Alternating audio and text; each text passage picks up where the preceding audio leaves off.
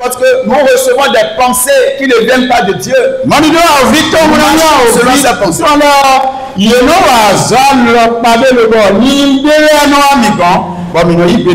Le diable donne des pensées aussi.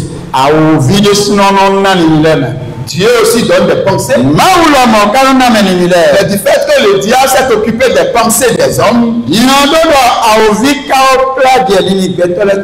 manipule les pensées des hommes. Ça veut dire que Dieu est obligé de dire vos pensées ne sont pas mes pensées et vos voix ne sont pas mes voix. Et mes cieux sont élevés au-dessus de la terre, autant mes pensées sont au-dessus.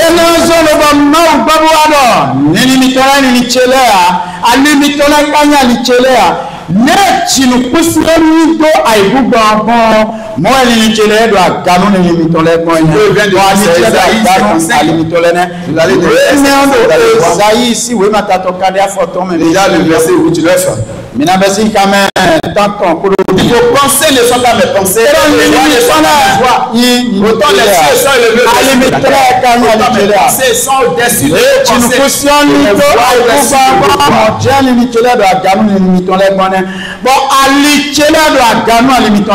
Parce que le diable s'est occupé des pensées des hommes. Et il donne des idées négatives. Des idées qui veulent les amener à avoir des problèmes pour ne jamais avoir la paix.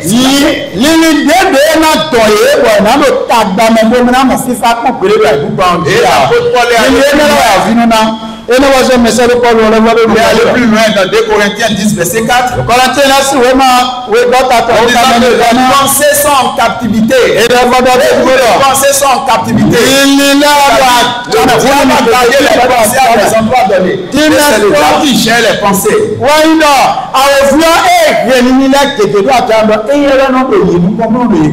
C'est pour cela. Même que nous sommes ici actuellement, il y a des gens qui sont assis là, mais ils ne sont pas là. Tu es assis ici, mais tu es en train de réfléchir à que tes pensées sont en captivité.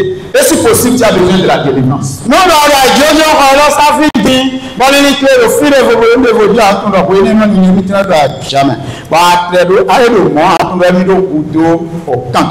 Alléluia. Amen. Quand les pensées sont en captivité, c'est ce qui fait que nous souffrons. Parce que nous n'arrivons pas à passer même 5 minutes en contact avec Dieu pour échanger avec Dieu sans que nos pensées n'aillent ailleurs. Pour que Dieu puisse se déverser en nous.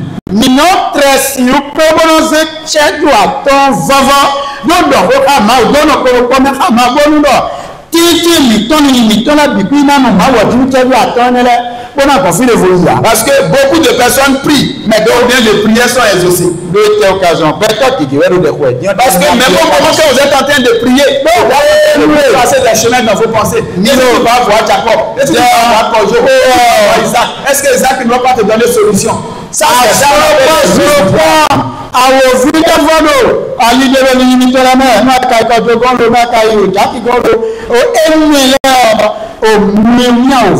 Il suffit que quelqu'un arrive à un niveau et dit Satan, ne me donne plus de pensées, je ne veux plus de toi. Et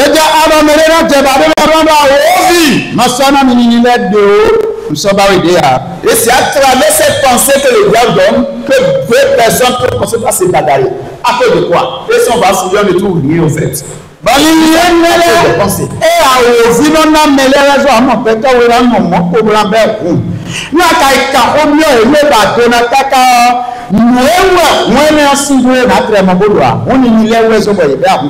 Et c'est ça qu'on appelle les ruses du diable.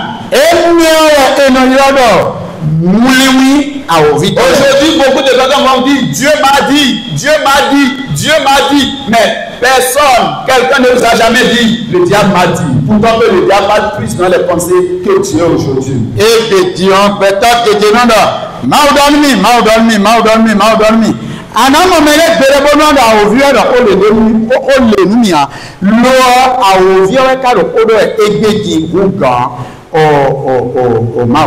ce que le diable fait aujourd'hui, On peut manipuler la pensée des hommes pour les mettre en conflit.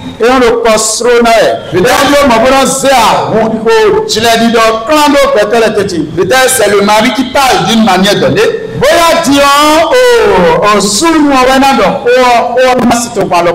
Et la femme entend autre chose.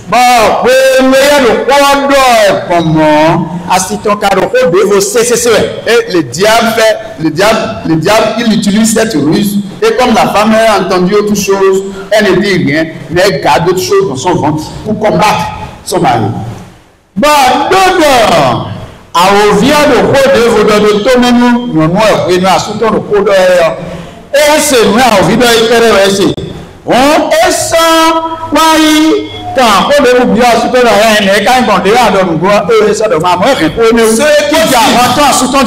Ceux qui vivent selon les 5 sens, ce sont ceux qui sont pleinement assis dans les ruses du diable. Mais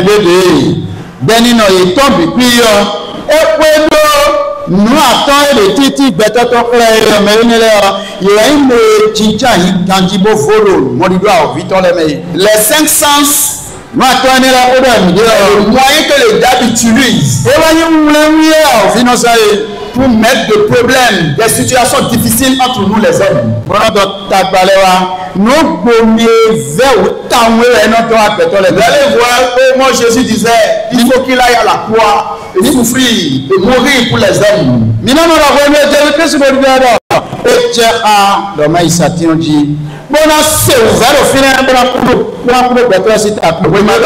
Automatiquement, Pierre l'a regardé. Il a dit, cela ne t'arrivera pas. Non, mon coton a déjà dit Dieu n'ose. Jésus a observé Pierre. Jésus prend Pierre. Il a dit à Pierre. Il n'a pas appelé le nom de Pierre. Il a dit Satan. Arrière-toi de moi. Tes pensées n'est que les pensées des hommes. C'est-à-dire que le diable a pris les pensées des hommes. Il travaille.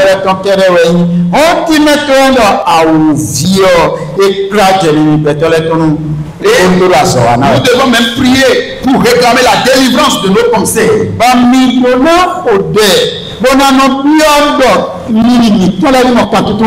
nos pensées, nous accusons beaucoup de gens. Au moment où nous accusons beaucoup de gens, nous nous mettons à la place du diable, au fait. Parce que c'est le diable qui est l'accusateur de faire.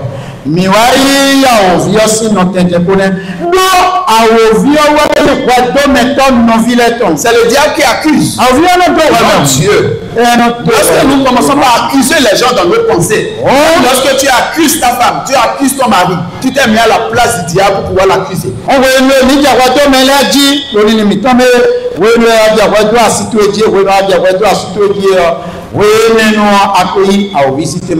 Et ça, c'est les ruses du diable. Le diable, c'est que tant que vos pensées ne sont pas unies, vous ne pouvez pas obtenir certaines bénédictions.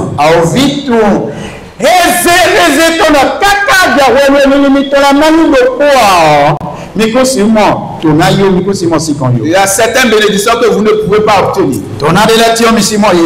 C'est pour cela l'apôtre Paul, il a prié. Et toi, pour certaines personnes, dans Philippiens 4, il a fait une prière. Philippiens 4, verset 2. Il dit, j'exhorte Évodie et j'exhorte Syntyche à un même sentiment dans le Seigneur.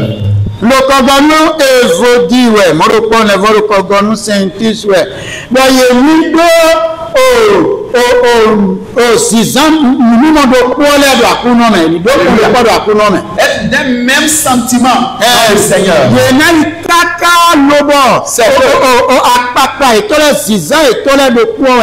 Il faut une communion avec Dieu pour que les pensées ne soient plus adaptées au système du diable, mais plutôt adaptées au système de Dieu.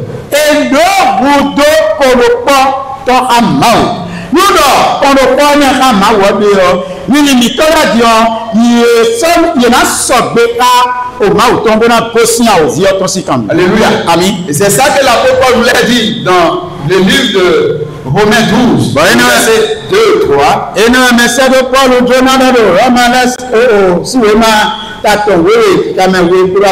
Soyez transformés par le renouvellement de l'intelligence. Afin de vous discerner quelle est la volonté de Dieu. Ce qui est bon, agréable. Il n'y a qu'un seul moyen de connaître la volonté de Dieu. Et pour marcher selon cette volonté, c'est d'avoir la transformation de nos pensées, de notre intelligence.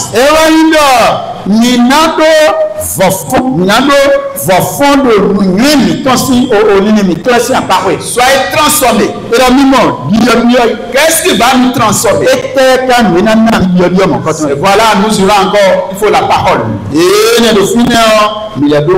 Ce qui va nous transformer, quand nous prenons Hébreu 4, le verset 12, car la parole de Dieu est plus tranchante qu'il ne peut quelconque à double tranchant, jusqu'à partager âme et esprit.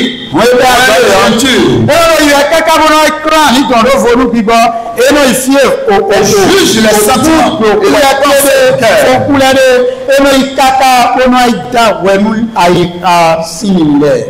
Il est écrit, rien n'est caché à la parole de Dieu. Une créature n'est cachée à la parole.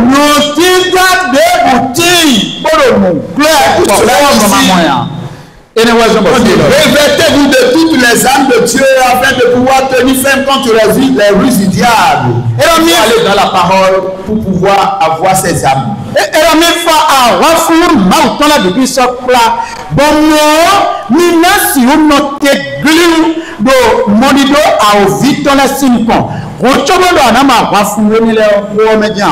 Alléluia. Amen. Dans la parole, il y a les âmes de Dieu qui sont citées dans la parole.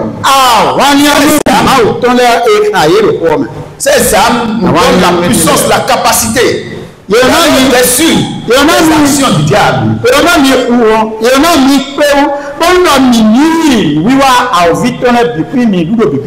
Alléluia. Amen. C'est pour cela que vous allez voir. C'est dans la parole que tu vas entendre. Prier. La parole dit prier sans cesse.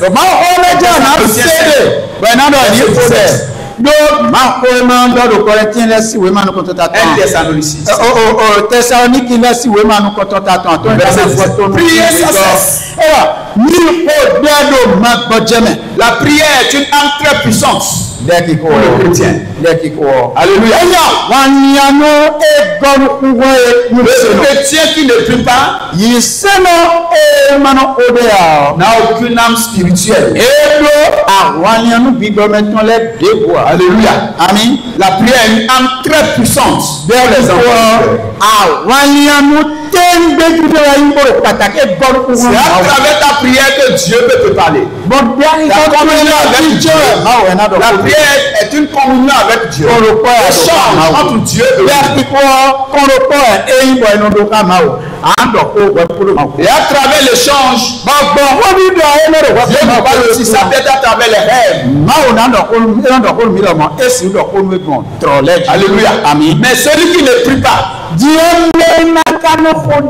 c'est difficile que Dieu nous parle. Alléluia. Amen. À travers la prière, Dieu change les situations difficiles. La prière est une âme très puissante.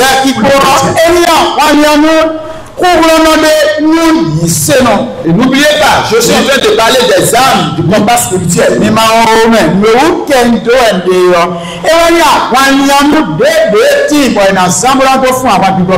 meilleure manière pour un chrétien d'avoir une vie de prière, je n'ai déjà donné beaucoup d'exemples, de réserver au moins 1 heure du temps par jour, 1 heure de communion avec le Père.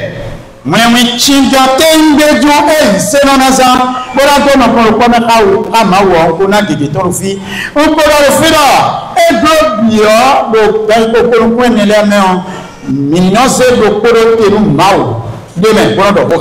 tu n'as pas au moins 1 heure de prière par jour, une heure de communion avec Dieu,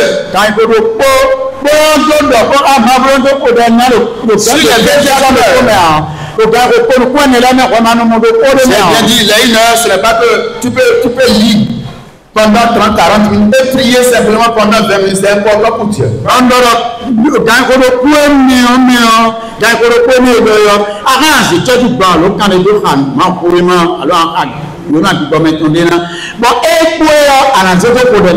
En le faisant, après quelques moments,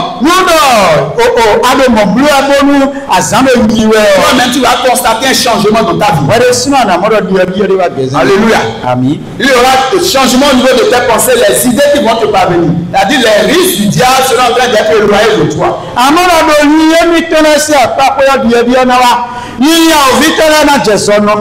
Alléluia. Amen. Tu ne vas plus avoir les pensées. Et si tu mourais, si ces pensées viennent, il faut rejeter.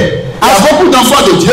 Le Seigneur m'a dit, beaucoup d'enfants de Dieu sont morts à travers des idées négatives qui les parviennent et du fait qu'ils ne sont pas persévérants. Dis-moi, je ne mourrai pas au nom de Jésus. Amen. Moi, je ne mourrai pas au nom de Jésus. Ma vie que tu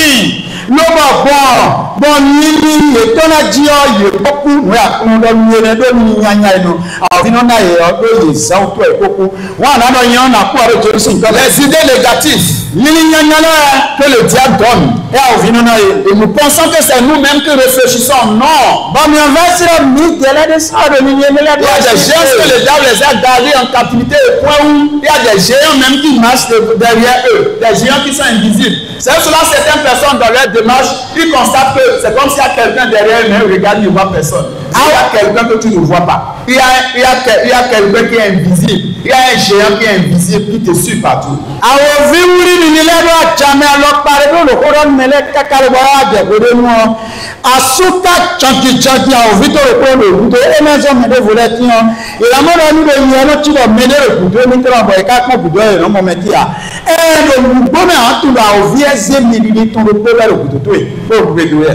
Alléluia.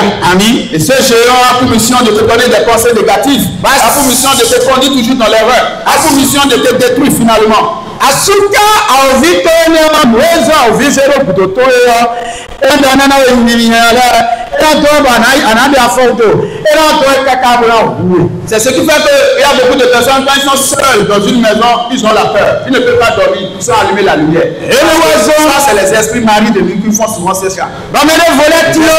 Yes, uno ame repono nous avons ces esprits une paix terrible. Kasi bueno tazobe bo Philippe il y a des personnes dans la nuit ils vont se réveiller brusquement, regarder s'il y a quelqu'un fouillé, mais il n'y a personne, mais il y a quelqu'un qui est invisible. C'est ça qu'on appelle l'esprit mari de lui, l'esprit femme de lui. Mais non, voilà, c'est l'argent du diable. Ça me négatif. Il faut planer mais non, mon Dieu, et c'est des ruses du diable au fait. Le diable les utilise pour donner des pensées, des mauvaises idées. Et vous réfléchissez, vous pensez que c'est vos propres pensées, mais ce ne sont pas vos propres pensées. C'est le diable qui envoie ses pensées à travers ses agents qu'il a délégués pour partout. Mandilo a ovia tonane, wumi tonane do avia set big boy melato. Bodo ni nyanya na mi wewe ni na mi dele wa yo. Ni on va si ba mi de si mo wa do ni nyene do si lo. Ya ovika set do yo we do ni nyene na mi na to represent mi ton. Les pensées qui viennent, et si tu ne fais pas d'enfant, dis-moi je dois faire. Rien ne peut t'empêcher de faire d'enfant. Minimum pas que le diable, ce n'est pas de Dieu. Minimum pas que le foyer en bas. Vite ton foyer. Va chercher notre femme, elle va tomber enceinte. Dieu ne donne jamais ces gens de pensées. C'est des pensées qui viennent du diable. Et c'est les esprits mari-femme de lui qui donnent ces pensées.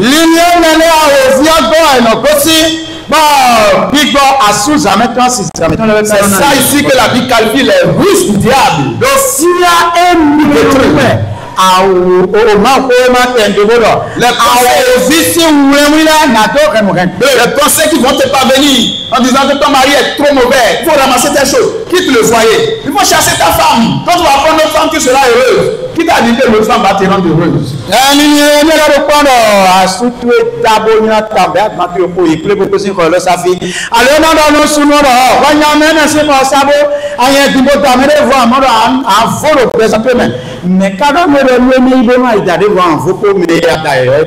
Si tu n'as pas fini avec le combat qui est derrière toi, si tu ne comprends pas les ruses du diable,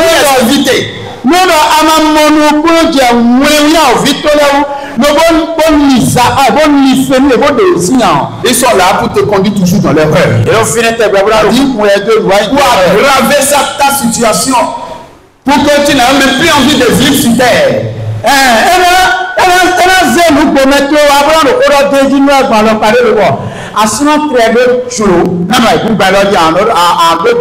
C'est pour cela Dieu nous a donné la capacité de rejeter les pensées négatives.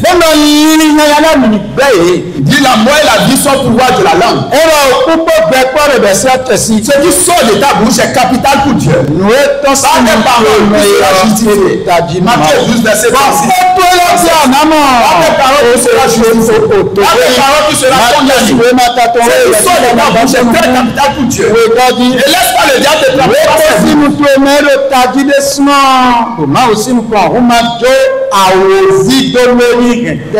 Alléluia. Bon, oui, ton la Dieu. Le diable va donner des pensées. On a vu il ne vient pas de Dieu. Rejeté.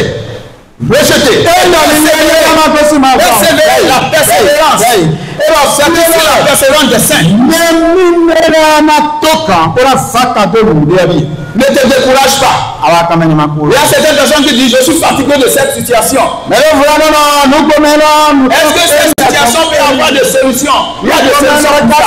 La solution de ta bouche. Si tu commences à déclarer la solution, tu verras la solution. La solution de ta bouche.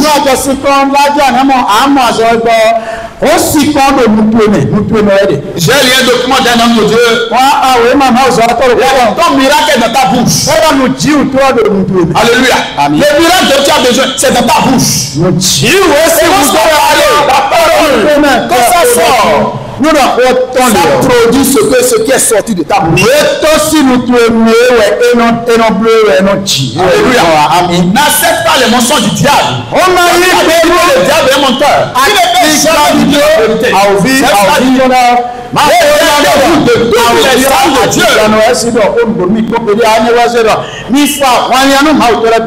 Pour résister contre le diable. La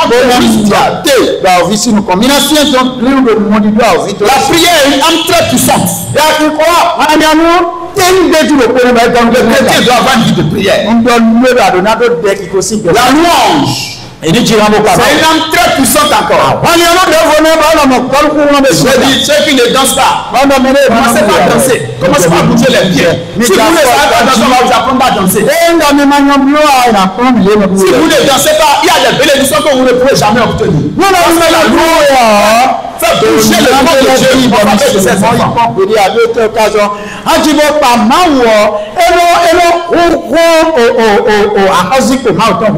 Faites l'effort de danser pendant les louanges. L'atmosphère de louange. Bénéficiez de la louange.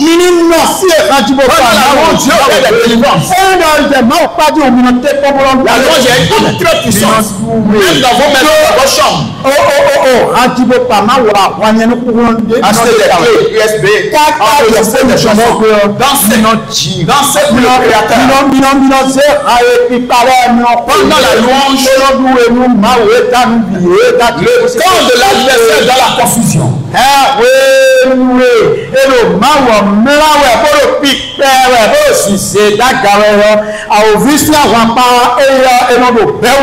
Alléluia. Amen. Vous allez voir autant des enfants d'Israël. Il y a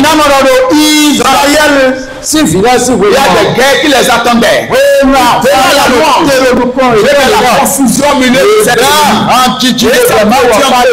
ça sera ton cas aussi au nom de Jésus. Amen. La confusion milieu de ces ennemis. Ils vont se Mauna se daulu do kento to la teti. Na chite do de la C'est pour cela qu'il faut pas négliger la louange. Et le oiseau. Louange est une âme très puissante. La prière est une âme très puissante. La louange aussi est une âme très puissante. Quand nous louons Dieu, disons ce que Dieu est. Alléluia. Nous disons ce qu'il est en réalité. Quand tu dis ce que Dieu est, il se manifeste en fonction de cela. Tous ceux qui t'empêchent de louer Dieu, il faut les détruire. Les démons anti-louange, il faut les lier. Il y a des gens qui louent Dieu, il faut bouger ton corps. Prochainement, si vous voulez, il y a des gens qui sont en train de bouger leur corps. Il faut qu'ils participent aux bénédictions.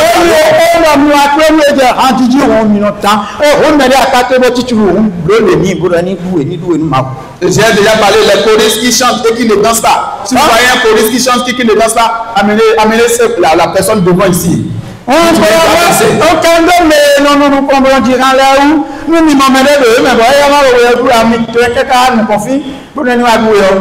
choriste qui chante et qui fait les pieds comme ça seulement. Ça, ce n'est pas choriste. Un choriste qui danse, il amène le peuple à vivre l'atmosphère de louange.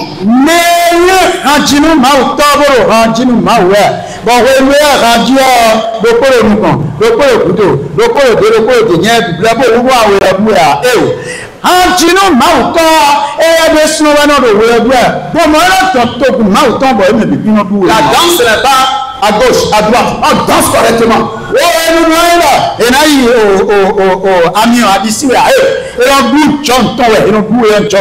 Alléluia. Amen. Si vous ne savez pas, apprenez à danser depuis la maison. Il y a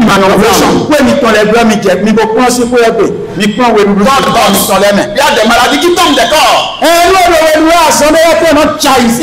Lorsqu'à la fin, quelqu'un va danser, certaines maladies vont quitter son corps encore ce matin. Amen. Amen. Amen. Faut traduire. À la fin, certaines personnes vont danser encore et certaines maladies vont quitter le corps. Ce matin, au nom de Jésus. Amen. D'accord, d'accord. Oui, mais nous vivons nous disant, amen.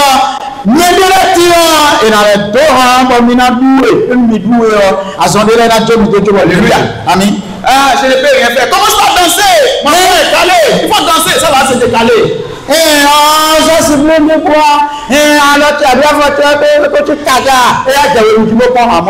Si tu commences à danser, ça va se décaler rapidement.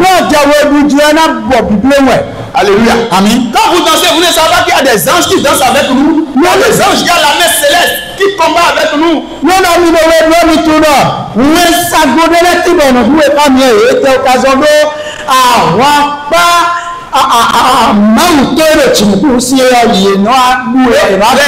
anges voient celui qui danse plus. Ils donnent des cadeaux. Prochainement, il faut prendre ton cadeau au nom de Jésus. Amen, amen, amen. Je pense que moi, je vais augmenter ma manière de danser. Ce matin, j'ai fait un peu les pieds et j'ai reçu de l'argent. Donc, je vais augmenter ma manière de danser.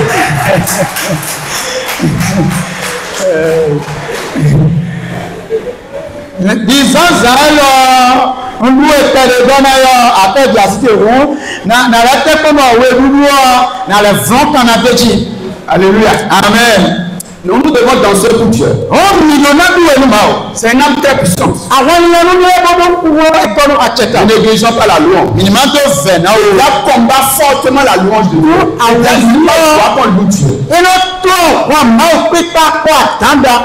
Tout ce dont c'est à peu près. Parce que le diable ne veut pas voir la louange. Et le diable va de votre louange. Le diable va faire de tout ce que tu dis. Glory.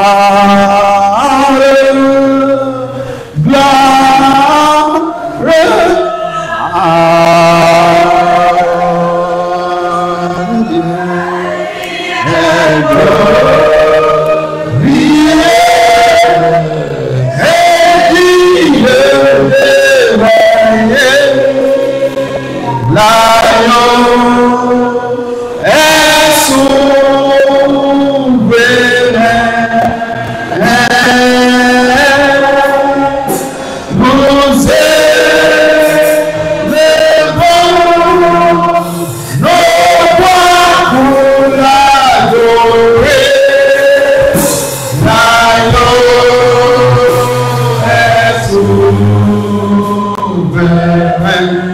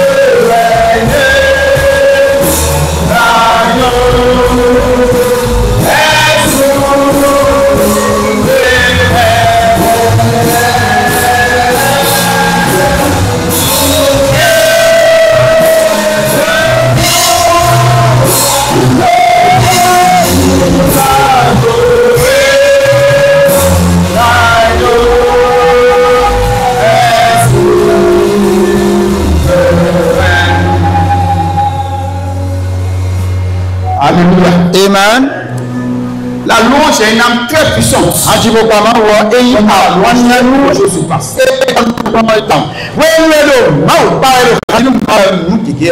Alléluia. Amen. Et nous avons besoin de cultiver la louange.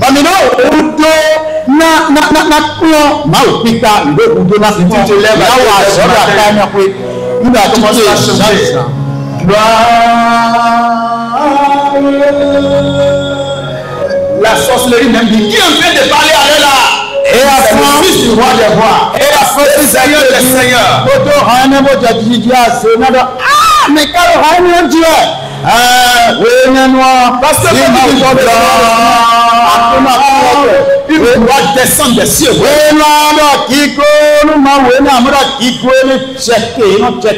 Quand la gloire de Dieu descend, pourquoi il demande de rester en présence de cette gloire?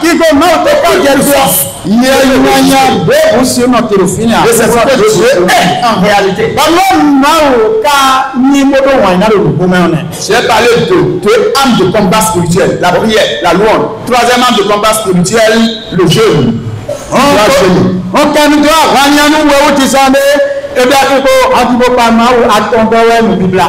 Le jeûne. Nous amène à régler les choses que le diable dit qu'on ne peut jamais régler.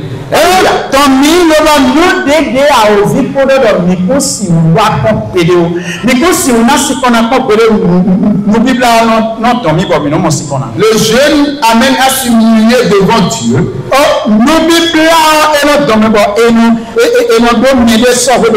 Quand tu t'humilies devant Dieu, ça te permet de rentrer en possession des choses.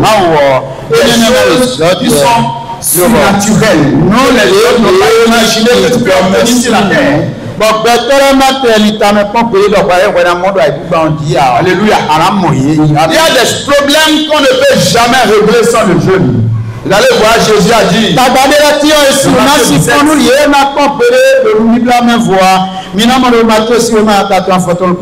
Jésus a dit dans Matthieu 17, le verset 20 et 21. Si vous avez la foi comme un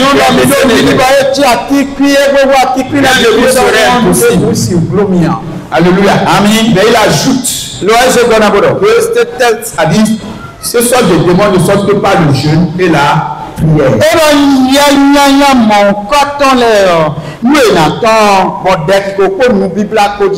Alléluia. Amen. Il y a des situations qu'on ne peut jamais régler sans le jeûne et la prière. Le jeûne accompagné de la prière. Le jeûne est une âme très puissante.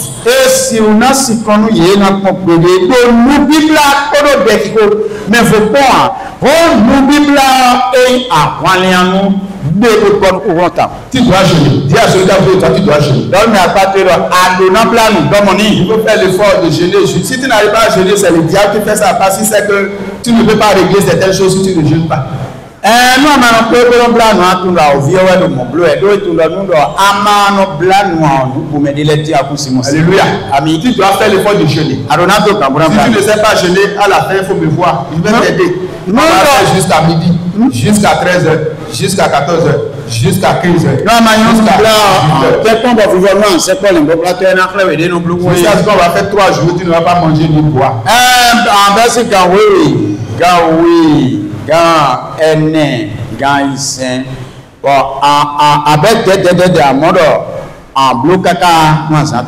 Le jeûne permet aux chrétiens de régler certaines choses que les hommes disent qu'on ne peut plus régler.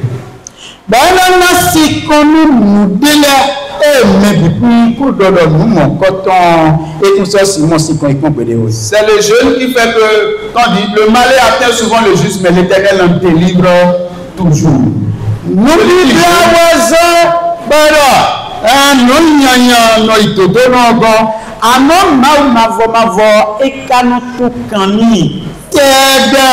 Allez, on voit le malheur venir. Dans le jeu, nous commençons à supplier.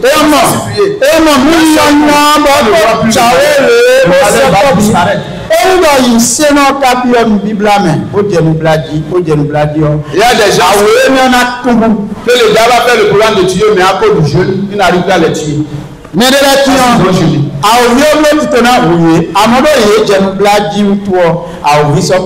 Alléluia. Amen. Alléluia. Amen. Donc tu dois apprendre à jeûner. À partir de mercredi, nous démarrons un programme de jeûne. Même si tu peux aller jusqu'à midi 13h pour le début, c'est bon. Merci.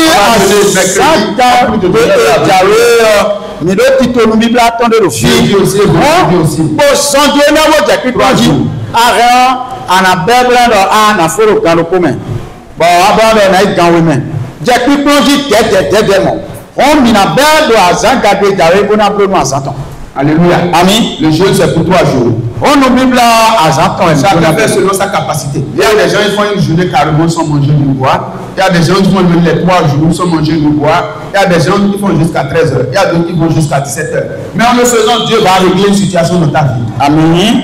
Oh, appelons nous Bible les mais les volets quand le commun il faut mais les volets quand oui mais les volets quand attends mais dadano mais les volets il y a un place en temps là depuis madou manusi oh et là a bloqué appelons na zanto et ne kuna nasikon nous pour m'aider de quoi. Alléluia. Amen.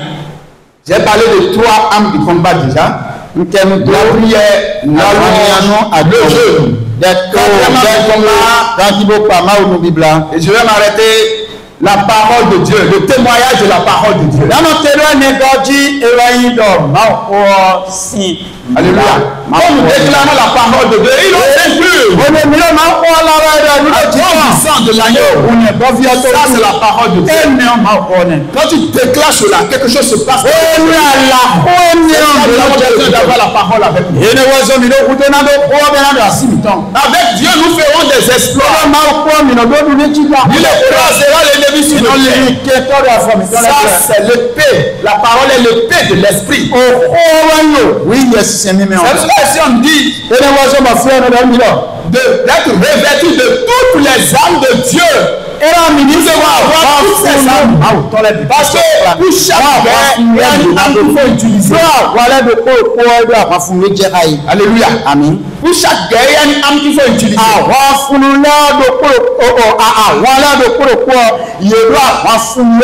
parole de Dieu est l'épée de l'esprit. Oui, yes, c'est entendu. Alléluia. Amen. C'est cela nous avons besoin de la parole. Nous devons déclarer la parole. Je ne mourrai pas. Je vivrai. Je raconterai l'éternel. Alléluia. Amen. C'est la parole. Quelqu'un qui est à la porte de la mort. Mais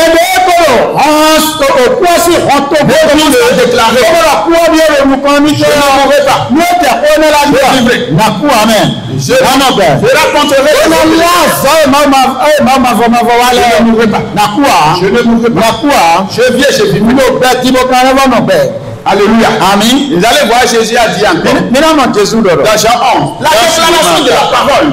C'est une âme très puissante. Ça repousse. Ça taille les choses qu'il faut tailler en pièces. Même les nations m'entourent. Au nom de l'Éternel. Quand j'écris loué soit l'Éternel. Voilà.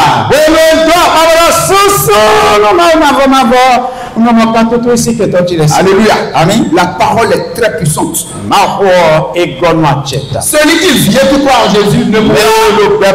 Celui qui vient qui croit en Jésus ne mourra.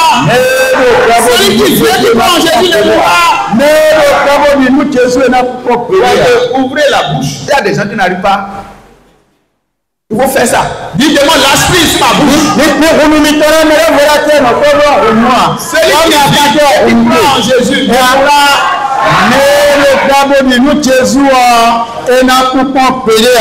Voilà l'épée de l'esprit. Même si le démon de la mort est proche de toi. Même si le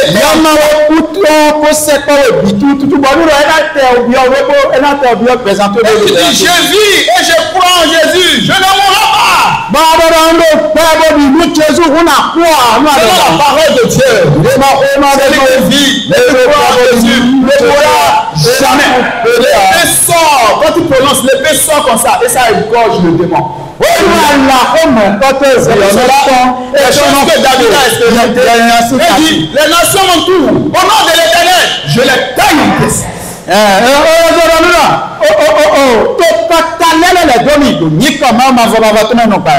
La parole est très puissante. Et la parole ne joue jamais. La parole de Dieu, la parole de Dieu ne joue jamais.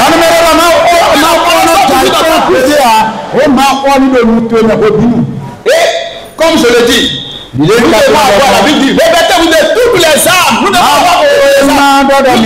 Il n'y a pas de situation qu'on n'arrive pas à régler. Quand nous avons toutes les âmes, il n'y a pas de problème qu'on ne peut pas régler. Et c'est ce que Dieu a dans Alléluia. Mais si nous n'avons pas toutes les âmes, il y a des choses qu'on ne peut pas régler. Je vais vous donner un exemple.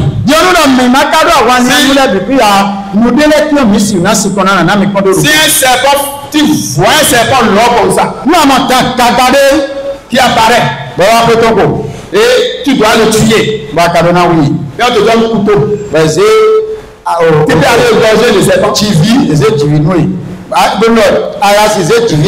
pour cela qu'on a besoin d'avoir dans ces âmes. Il retrouvait l'épée longue dans ta main comme ça. Non, qui se balance de gauche à droite. Comment tu vas faire? Tu vas le tailler en pièces. Non, c'est la parole. Oui, tu vas voir la parole. C'est ça le plan. Quand tu prononces l'épée sort réellement. Je vous dis quelque chose ce soir. Pour vous, je vois là. Il n'y a pas la date de foi. L'épée sort réellement. Oui. Ça taille en pièces.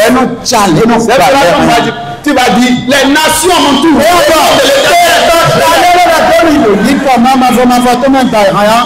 Les serpents qui viennent en masse contre ma vie. Je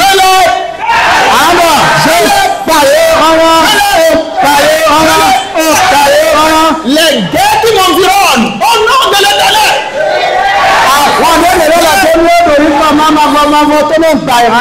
Il va avoir une paix qui est la parole de Dieu.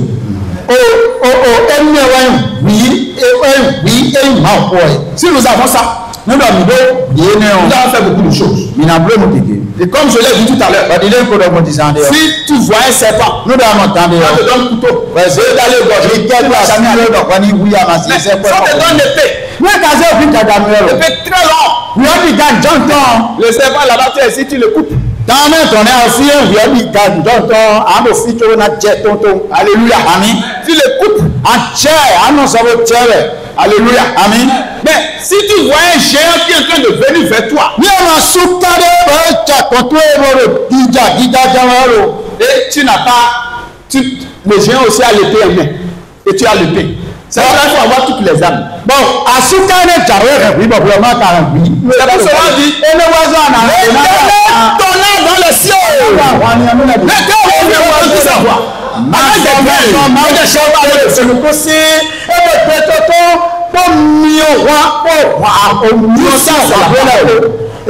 j'ai apparu, tu vois fusil de ta main comme ça. Et il va appeler ça. C'est un KM bien, c'est quoi? Alléluia. C'est comment vous appelez ça? Ou bien c'est quoi? Et tu vois fusil dans ta main comme ça. Et le géant apparaît et tu vois fusil dans ta main. Qu'est-ce que tu vas faire? Tu te plais aussi. Tu n'as pas la parole. L'éternel tonnerre dans le ciel. Tout sa voix. Avec des corps et des chevaux de feu. Tu dis, homme de Dieu.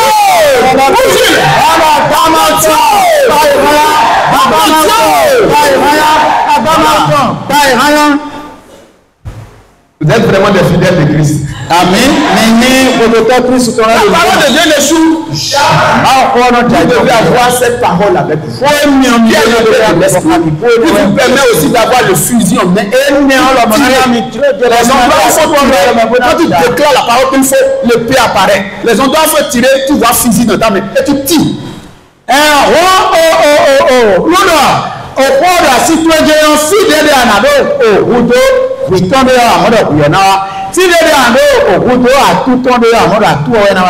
Les endroits où tu veux aussi la protection, c'est la parole toujours. Si Dieu est là, vous doit avoir d'action, ma parole. Peu million à ton côté, et là, 10 000 à ta droite. Tu ne seras pas mais de tes seulement. Et tu verras la rédemption.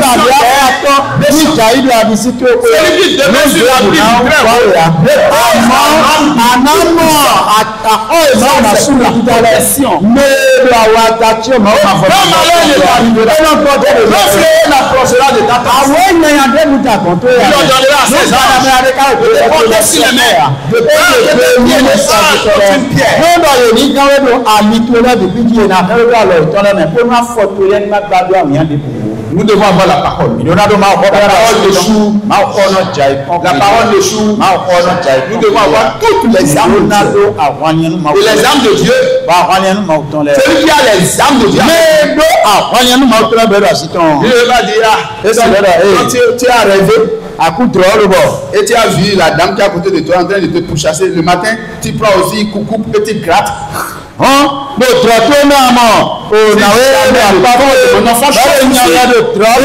ta tête.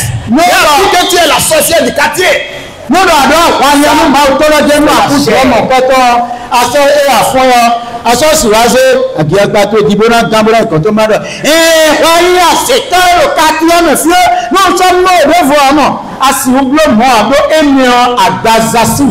C'est pour cela le verset que nous avons lu. Et le verset 12 dit avec ça.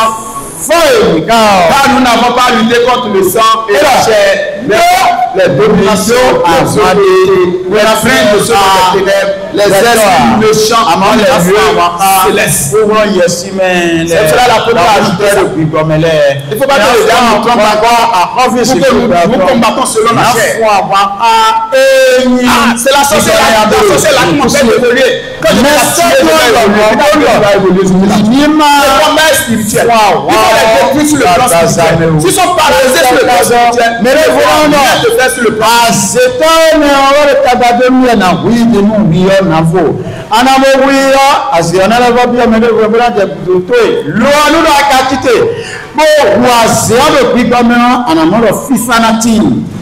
Alléluia. Amen. C'est pour cela le verset 12 a bien dit. Nous n'avons pas lutté contre la chair et le sang.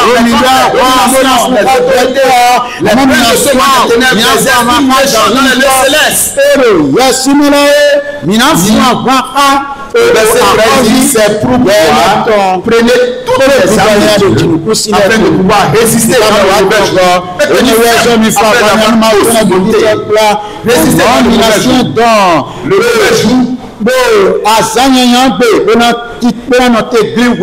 y a des jours qui arrivent où tu vois qu'il y a à combattre à gauche, à combattre à droite, à combattre devant, à combattre derrière. Adisi à Quand tu as toutes les âmes de Dieu, quand tu utilises telle âme, tu utilises encore l'autre, tu vas toujours sortir. Alléluia. Mais quand tu n'as pas les âmes, Dieu mobilise son armée contre un Dieu. Et Dieu est heureux aussi dans cette situation. Tu à gauche, à droite. Et c'est la déclaration de la parole. La louange. Tu loues Dieu. Si l'esprit dit que tu dans le jeu. Alléluia. Amen. En faisant toutes ces choses, tu seras toujours victorieux. Amen. Nous avons besoin de garder la parole. Garde la parole. Donne-moi la parole. La parole n'échoue jamais. C'est Dieu qui n'échoue point.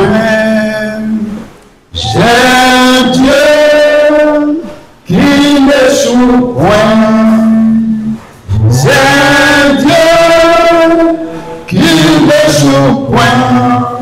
Jésus n'échoue point. Mon Dieu n'échoue point. Jamais, jamais. C'est Dieu qui n'échoue point.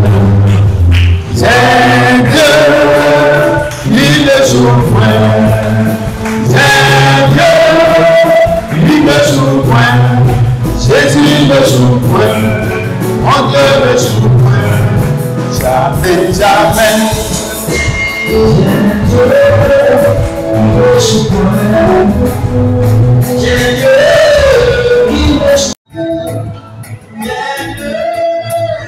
n'échoue point. Mon Dieu n'échoue point.